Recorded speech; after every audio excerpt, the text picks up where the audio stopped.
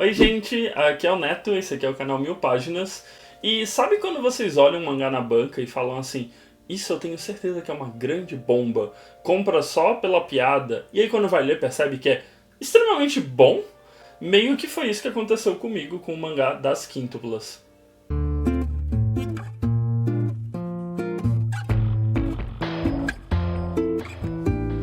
Bom, gente, antes de começar, não se esquece de se inscrever aqui no canal, deixar seu like, seu comentário, para gerar engajamento e o YouTube perceber que eu existo.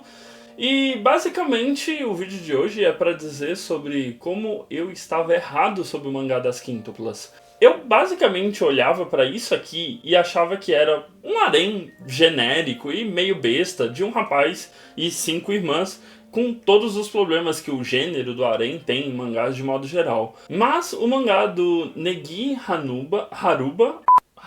É, nossa, que tipografia horrível. Mas o mangá do Negi Haruba é extremamente interessante e, mesmo que tenha uma passagem ou outra que eu considere problemática, a história por si só é muito interessante. Porque a gente tem essas 5 irmãs e o mangá já introduz logo no início que uma dessas 5 pessoas vai se casar com o protagonista. O mangá se inicia no dia do casamento do Futaro com uma dessas jovens e a gente não sabe ao certo porque ele não fala o nome da noiva. Nas primeiras páginas é sempre: eu estou me lembrando daquele dia que eu conheci vocês. E meio que não fala o nome da noiva dele, né? Só deixa bem claro que ele vai se casar. E aí a gente é transportado para o ensino médio, onde o Futaro é o típico cara pobretão que sofre um pouco de bullying por isso dos colegas. E ele é muito inteligente, então ele é bastante estudioso, ele tira as maiores notas, está sempre revisando a matéria. E isso faz com que ele meio que ganhe um trabalho de ser professor particular. Ele não sabe quem vai ser a aluna, e a gente também não. E na hora que ele tá na cafeteria, né, no restaurante ali do colégio, ele vai comer a sua comida, ele vai sentar na mesa de sempre, só que uma jovem ruiva vai e tenta sentar junto com ele, ou melhor, senta no lugar dele. Então a gente vai ter aquela clássica disputa de... ela vai sentar com ele só de birra, ele começa, como ele é pobre, ele começa a catalogar o almoço dela, então ele calcula mentalmente o quanto aquele almoço teria custado, e depois ele vai descobrir que essa mesma menina com a qual ele estava importunando é a menina para a qual ele precisa da aula, e é a menina que vai estar na sala dele. É essa principalzinha aqui, que tem uma estrelinha no cabelo. Ele vai tentar de novo puxar assunto com ela, porque o mangá também já deixa bem claro que aparentemente a família dele tem dívidas e o dinheiro que ele vai receber para ensiná-la vai ser o dinheiro para eles quitarem todas as dívidas e viverem uma vida normal. E aí ele começa a perceber que no dia seguinte, né, ele vai tentar novamente e começa a perceber que ela começa a interagir com outras garotas. E cada uma dessas garotas tem uma personalidade bem diferente, né? Então tem uma que é a coelhinha, né, a Yotsuba. Ela é meio bobinha, mas ela é muito gentil, então ela começa a conversar com ele, faz uma brincadeira sobre as provas, né? Ou seja, ele deixou a prova dele cair, que tinha uma nota 100, a dela tinha uma nota 0, aí ela faz uma brincadeira sobre isso e começa a puxar assunto com ele normalmente. E conforme ele vai tentando se aproximar, né, no decorrer do capítulo, cada uma delas entra em algum ponto, mostrando um pouco da personalidade e tentando meio que impedir ele de chegar na Itsuka. E quando ele segue ela e as amigas dela até o prédio, a gente tem o grande segredo, que é: elas são irmãs, são quíntuplas, e ele vai ter que dar aula para as 5. E nesse meio tempo ele conseguiu ofender e comprar briga com as 5. E quem são as 5? Então a gente tem essa primeira menina que fez o contato com ele, que tem as estrelinhas no cabelo. A do laço no cabelo, que é mais boazinha, é a Yotsuba. A gente tem a Miko, que é a garota mais séria e quietinha, que tá sempre com um fone de ouvido no pescoço. A gente tem a Nino, que tem 2 laços, tipo borboletas no cabelo. E a gente tem a Ichika, que tem um cabelo curtinho e é mais voltada para o romance. O pai delas é quem vai pagar pro Futaro ensinar elas de alguma maneira, só que ele começa a descobrir que elas são extremamente burras. A missão dele é ajudar elas a se formarem, pois elas já trocaram de colégio porque elas iriam reprovar. E se ele não conseguir isso, não vai receber, vai ser despedido como professor, e etc, etc, etc. E esse basicamente é o plot central, né, de como ele vai se relacionar com cada uma delas. E aí começa um pouco, queria conversar um pouquinho sobre por que eu achei genial, assim, né. Então, são 5 pessoas, né, é um harém clássico, então claramente dá pra perceber que vai haver um interesse amoroso das personagens pelo protagonista, a gente vai ter aquele lance dele não saber muito bem por quem ele tá apaixonado, tudo isso já transparece bastante nesses primeiros capítulos. Mas tem um fator muito interessante que é como é que ele vai ensinar elas? O que o mangá tá querendo construir, né?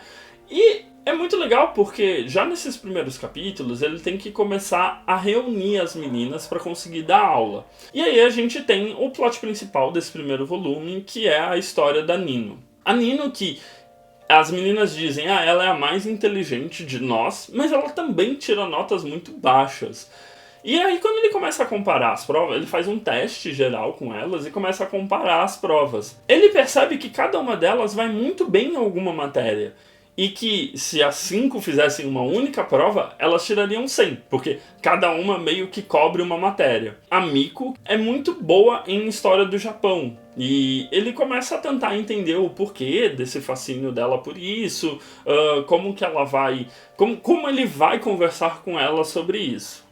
E essa aproximação dele com a Miko vai ser muito tranquila de certa maneira, porque ela vai questionar ele sobre algumas coisas, sobre nomes de generais do Japão e tudo mais, só que ele meio que vai fingir que entende no mesmo nível que ela. E assim, falando basicamente desse primeiro volume, eu já achei isso muito legal, porque eu acho muito interessante quando a gente tem algum plot de ensino e que meio que você precisa fortalecer aquilo que a pessoa é boa. Então, você sabe que as pessoas têm aptidões diferentes, têm interesses diferentes e molda o modo como você se aproxima dela ou vai lecionar para ela através desses interesses. Então, só esse ponto já me pegou muito de surpresa.